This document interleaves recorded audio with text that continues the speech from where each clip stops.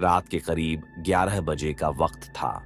सुदीप अपने ऑफिस से काम खत्म करके घर लौट रहा था। रोज की तरह उसने अपनी आखिरी बस पकड़ने की कोशिश की, लेकिन जब तक वह बस स्टॉप पर पहुंचा, बस निकल चुकी थी। अब उसके पास एक ही रास्ता था, या तो किसी और साधन से घर जाए या अगली बस का इंतजार करे। वह वहीं खड़ा था जब अचानक एक पुरानी बस उसके सामने आकर रुकी। बस बहुत ही अजीब लग रही थी, जैसे यह कई सालों से चल रही हो, लेकिन फिर भी नई लग रही थी। ड्राइवर ने दरवाजा खोला और बिना कुछ कहे सुदीप की ओर देखा। अंदर कुछ ही यात्री थे और सभी के चेहरे बेहद अजीब और भावहीन थे। सुदीप को कुछ अजीब तो लगा, लेकिन देर हो चुकी थी और उसके पास कोई और विकल्प नहीं था। वह बस में चढ़ गया और पीछे की सीट पर जाकर बैठ गया। बस के अंदर एक अजीब सी ठंडक थी, मानो कोई अदृश्य शक्ति वहां मौजूद हो। कुछ देर बाद सुदीप ने गौर किया कि यात्री एक ही दिशा में देख रहे थे। बस के आगे कोई भी एक दूसरे से बात नहीं कर रहा था। बस जैसे जैसे आगे बढ़ रही थी, माहौल और भी अजीब होता जा रहा था। सड़कें सुनसान थीं, चारों तरफ अंधेरा था और हल्की हल्की धुंध छाई हुई थी। तभी अचानक सुदीप की नजर बस की खिड़की से बाहर गई और उसने देखा कि बस शहर की मुख्य सड़क पर न जाकर किसी अनजान रास्ते पर बढ़ रही थी। वह घबरा गया और ड्राइवर से पूछने के लिए उठा, लेकिन तभी उसने देखा कि ड्राइवर की शक्ल धीरे धीरे बदल रही थी। उसकी आंखें गड्ढों में तब्दील हो रही थीं, उसकी खाल सिकुड़ रही थी और उसके होंठ धीरे धीरे फीके पड़ रहे थे। डर के मारे सुदीप की चीख निकल गई। तभी एक यात्री ने धीरे से उसकी ओर देखा और बुदबुदाया, अब तुम भी हमारे साथ रहोगे। बस की रफ्तार अचानक तेज हो गई और उसमें बैठी सभी आकृतियां धीरे धीरे धुंध में बदलने लगीं। सुदीप की चीखें बस में गूंज उठी, लेकिन बाहर कोई नहीं था जो उसे सुन सके। अगली सुबह अखबारों में खबर थी, रात के अंधेरे में गायब हुई एक रहस्यमयी बस। आखिरी बार बस स्टॉप के पास देखी गई थी, लेकिन उसका कोई सुराग नहीं मिला। अखबारों में छपी खबर के बाद शहर में कई अजीब घटनाएं होने लगीं।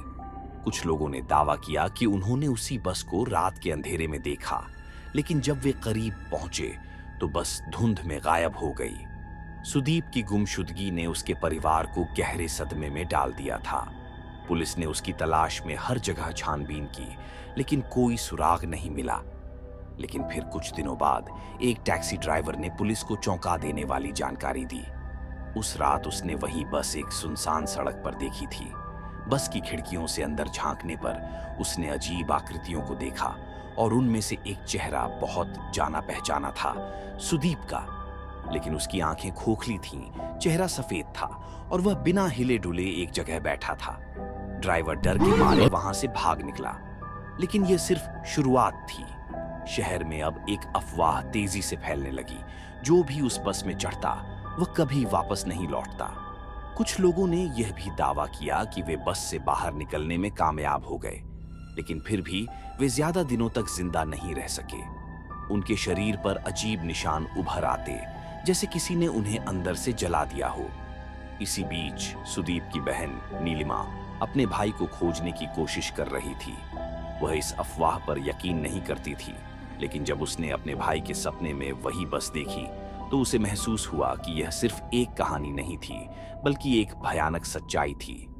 नीलिमा को रातों को अजीब सपने आने लगे थे। हर सपने में वही बस दिखती, टूटे फूटे दरवाजे, कोहरे से ढकी खिड़कियां और अंदर बैठी अजीबोगरीब आकृतियां। सबसे डरावनी बात यह थी कि हर रात बस में बैठा कोई एक नया चेहरा धीरे धीरे उसकी तरफ देखता था, और फिर एक रात उसने उस चेहरे को साफ देखा। वह सुदीप था। अब नीलिमा को यकीन हो गया कि यह सिर्फ अफवाह नहीं थी। उसने तय किया कि वह इस बस का सच जानकर ही रहेगी। उस रात नीलिमा अकेले उसी बस स्टॉप पर खड़ी थी जहां से सुदीप आखिरी बार निकला था। सड़कें सुनसान थीं, दूर कहीं कुत्तों के भौंकने की आवाज आ रही थी। घड़ी की सुई 11 बजा चुकी थी, लेकिन कोई बस नहीं आई।